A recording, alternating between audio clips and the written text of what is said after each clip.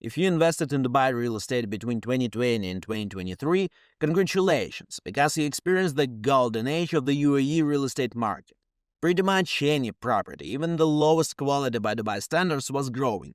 Post-COVID boom, Russia-Ukraine war, everything was helping investors. And the numbers looked too good to be true. But the party had to come to an end, and I'll explain exactly what is changing. First, it's quick flipping. It's dead. Before, it was a goldmine thanks to the developers' flexible payment plans. What you could do is buy an off-plan project, put down only a fraction of the property price, and resell in a couple of months with a premium. Let's say you bought 1 million dirham property, paid 30% over several months, and then sold the property for 1.3 million, meaning for 300,000 dirhams more. So you spent just 300,000 and earned 300,000 more. So you got a 100% return. Now it's not possible anymore.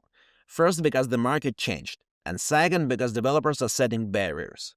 To quickly flip the property, the market should be growing super fast, and the unit should be really unique, and when the number of off-plan launches increases, the share of unique properties goes down. And now you don't have to wait long for the next launch. Also, not every project sells out quickly, so more often than not, developers have the stock left.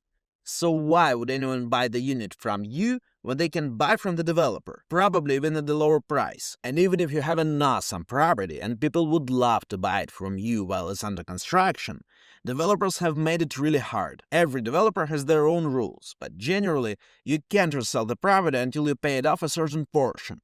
Now some set the threshold at around 50% or even more, and that's not all.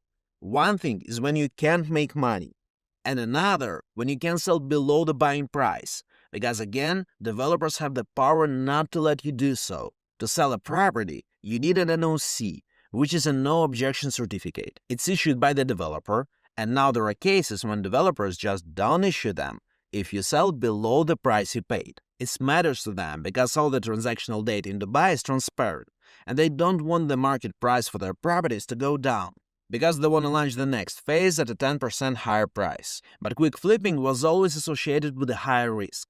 But no matter what your attitude to risk is, you don't want to face oversupply. And I'm not talking about a bubble. There is no market level oversupply in Dubai. We have a separate video on that, and that got a lot of nice feedback, so you should check it out. It's a cool video. So my point is that oversupply in Dubai exists on a segment level. For example, in some areas. The most overused example is GVC. The area was a lucrative investment for the last few years. Not just high rental returns, but also decent value growth. But now the number of units under construction is so high that even agents in Dubai are publicly expressing concerns about future returns. Now there are around 45,000 ready units in GVC, and around 35,000 more are coming. All of them are planned to be delivered over the next 3 years. So, generally, a huge influx of supply is not good for investors. Growing competition has two negative consequences. Number one, selling and renting out takes longer, because now the users have more choices. Number two, even for good property owners, it will be harder to charge a higher price. Before, you owned a unique apartment. Now, your apartment is still decent, but there are 10,000 more units like yours. So in GBC and other areas in a similar situation, you're in trouble if you have an average apartment. If your property stands out now, you'll be okay, but don't expect that you'll outperform the market. And let me add a small dose of optimism into this sea of negativity. It's very likely that many buildings won't be completed on time.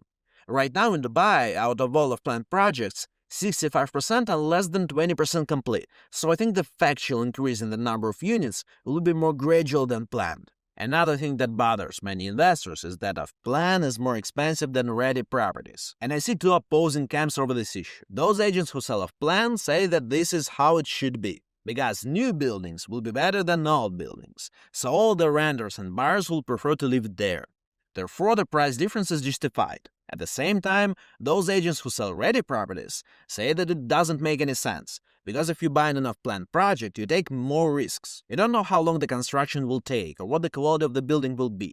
Also, you don't make any money on rent. So, who is right? I think both of them, but I also think it's irrelevant. First, because ready and off-plan properties are two completely different markets. The secondary market is dominated by mortgage home buyers. They're residents. Off-plan is dominated mostly by foreign investors who can't get a mortgage, and in many cases will never live in this property.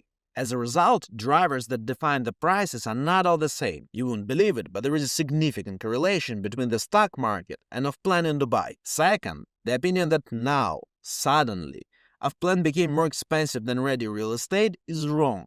I'll ask my team to show you the chart with the price per square foot comparison. Both Dubai market averages and specific areas show the same trend. Off-plan has been and is more expensive than secondary for many years, and the relative price difference stays pretty much the same. There are exceptions though. In some areas, off-plan and ready prices are really close, and these are master communities. Both new and old buildings are pretty similar in terms of quality, so developers' strategy to increase prices with every new launch results in ready units keeping up with the rising trend. Third, and that's the most important point I want to make today, if you're looking to invest in real estate to achieve high capital growth and outperform the market, then a general market level of plan versus ready price comparison makes no difference to you. The best way to achieve higher value growth is to invest in value gap properties. And in my opinion, this is exactly what investors should do now and what they always should have done. There are off-plan projects that are priced significantly lower compared to ready alternatives. Most often they're in new early-stage areas, but we've seen the same in developed communities, where projects were obviously better than other developments nearby, but were priced lower. And it's not about the budget. Such opportunities exist if you invest $250,000 or if you invest $100 million. I'm so confident about that because that's why we as a firm exist. That's our core expertise, and that's the value we bring to our clients. Hope you enjoyed the video. See you in the next one.